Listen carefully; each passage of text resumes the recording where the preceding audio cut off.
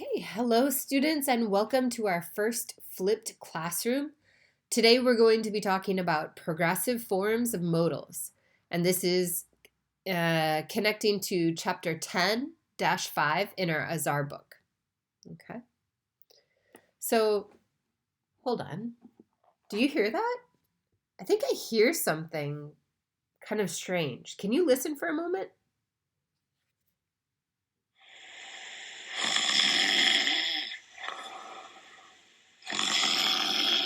What?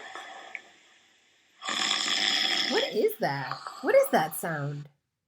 I think I have an idea. I think it might be my neighbor. I think my neighbor might be cutting his grass because I think that sounds kind of like a lawnmower, doesn't it? Let me listen one more time.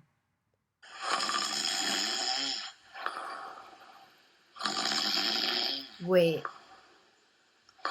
that's not a lawnmower. I think I know what that is. I just peeked into David's room and I saw that his lights were out. And I think I know that's not a lawnmower. I think the only logical guess is that David must be sleeping, right? And I know that because David always snores when he sleeps. So I think he must be sleeping in the other room, right? So we have two sentences here. My neighbor might be cutting his grass, and David must be sleeping. I'd like you to take a minute and think about, do these sentences happen in the past, now, or in the future? And if you'd like some time to think, you can pause the video right now. I'm going to give you the answer in just a moment. So if you said that these two sentences talk about actions that are in progress right now, then you are correct. Good job.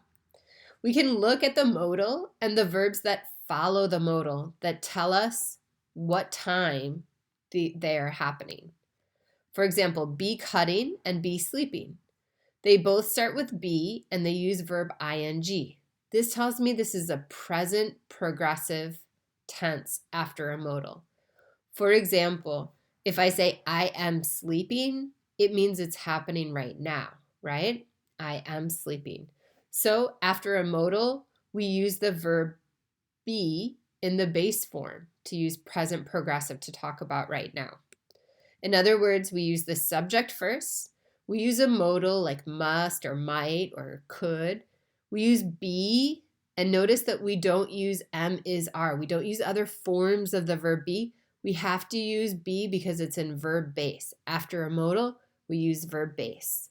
And then finally, this is the main verb, verb ing. And this verb we can change to be cutting grass, be sleeping, be working, right? So this verb can change, but it's always going to use ing form. Once again, this structure talks about things that are in progress right now, right? Another thing is I'd like to introduce you to my friend Tom, right? This is Tom right here, an inquisitive young fellow. I'm sorry, Tim. His name is Tim. I was talking to Tim yesterday, and Tim told me how he came home last night and his roommate Jeff was not there. And he asked me, where do you think Jeff could have been, right? What do you think Jeff could have been doing when I came home? Because he wasn't at home. And I told Tim, wow, that's very unusual because Jeff is always at home, right? He's always at home. But I do know that Jeff likes to work out, right? So maybe when Tim got home last night, his roommate Jeff wasn't home because Jeff might have been working out at that time, right? And Tim said, well, that's a pretty good idea. Jeff does like to work out. However, Jeff's running shoes, his workout shoes, were in the front hall. So I don't think he was working out. And I thought for another minute, I said, wow, Tim, you have a good point. He probably wasn't working out then. Maybe, oh, I remember. I think Jeff and his girlfriend had a really big fight. Yeah, that's right. And in fact, Jeff's girlfriend broke up with him. She said, I never want to see you again. So I have an idea. When Tim got home last night, Jeff must have been apologizing to his girlfriend, right? It was his last chance. Maybe he spent the night camped out in front of her house, writing I love you letters and apologizing profusely. Hopefully his girlfriend forgave him eventually. So once again, we have two sentences here. Jeff might have been working out last night when Tim got home, or Jeff must have been apologizing to his girlfriend. Once again, I'm going to ask you the same question. Do you think this sentence has happened in the past, now, or in the future? Again, pause the video if you'd like some time to think. All right, so if you said that these two sentences happened in the past, then you are correct. Good job. We can tell that these sentences happen in the past because after the modal, they use a certain verb tense, right? Have been working out or have been apologizing, right? Notice that we have present, perfect, progressive. Present perfect progressive tells us there's a connection to the past, right? So when we see this structure, subject, modal, have, notice not has, but only have because verb base after the modal. So subject, modal, have been, always been, and verb ing. When we see this, we know that we're talking about an action that was in progress in the past, right?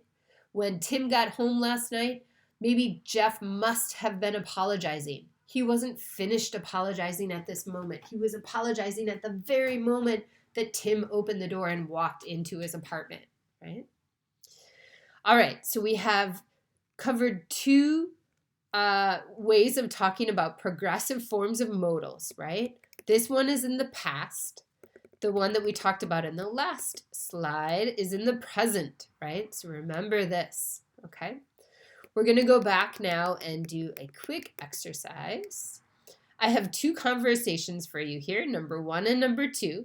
I'd like you to read them and use must. So I'm telling you the modal to use. Please use must and the present or past progressive forms. Again, you can pause the video now if you want some time to think about it. You can open up to 10-5 in Azar to also look at your book while you're doing this exercise. Please take a moment. I'm going to give you the answers in just a second. All right, so conversation A says, look inside that classroom. All of the students are writing quickly and the teacher looks like she's just relaxing at her desk. And letter B says, she's not relaxing. The students must be taking a test. Okay, so we've used our modal must, and here we're using present. Why are we using present? Well, we can see that the situation is happening right now. Letter A says, look inside that classroom right now, right? And they also use present progressive to talk about what the students are doing at this moment, okay? Conversation 2, letter A says, I saw Min at the library yesterday. She didn't even look at me or say hello. And letter B says, well, Min and I have a math test today. She must have been studying hard. So this one's a little bit trickier, okay? I threw something in here. I said, Min and I have a math test today. That talks about present, right? Maybe even future. But if we look at the sentence before, I saw Min at the library yesterday. She didn't even look at me. Both of these talk about the past, right? What happened yesterday? Why didn't Min look at speaker A? Well, she must have been studying hard. That's why she didn't look at speaker A. And she's studying hard because they have a math test today. So even though this sentence talks about the present, they're alluding to something that happened in the past when they saw Min. Okay? All right. So a little bit of homework for you for our flipped classroom number 1. This is your homework. I'd like you to do page 193, 194, exercise 24 and 25 in Azar. Okay? And also to review the chart 10-5, okay? All right, students, I hope you have learned something here. Please watch the video as many times as you like, and I'll see you in class.